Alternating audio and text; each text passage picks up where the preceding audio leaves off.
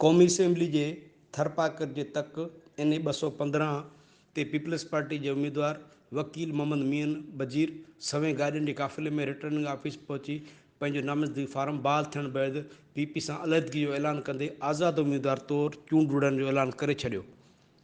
वॾे तइदाद में माण्हुनि जी रैली खे ख़िताब कंदे कश्मीर चौक मिठी ते वकील मोहम्मद मीन बजीर चयो त असांजी बिरादरी समेत मुख़्तलिफ़ बिरादरियुनि खे पीपल्स पार्टी में मौजूदु मल्लानी ख़ानदान तनज़ीमी तौर इंतज़ामी तौर ते मुकमल नज़रअंदाज़ कयो आहे।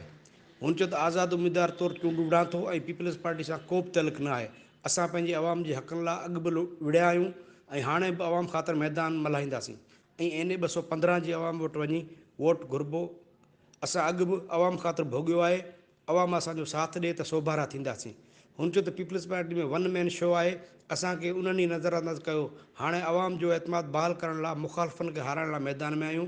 उन मौक़े ते बजीर बिरादरी जे अरबाब ग्रुप तोड़े पीपल्स पार्टी सां लाॻापियल मुअज़्ज़िज़ीन अॻवाननि हाजी अलावरा बजीर, वकील मौला बख्श बजीर, एजाज़ बजीर, ताज मोहम्मद बजीर, अब्दुर्रहमान बजीर, अहमद बजीर, मोहम्मद रहीम बजीर, गुल मोहम्मद बजीर, कादिर बख्श बजीर समेत मुख़्तलिफ़ ॻोठनि जे मुअज़्ज़िज़ीन बजीर हाउस मिठी पहुची वकील मोहम्मद मीन बजीर जी मुकमल हिमायत जो ऐलान पिणु कयो आहे। नंदलाल लवाणो, इबरत न्यूज़, मिठी, थरपारकर।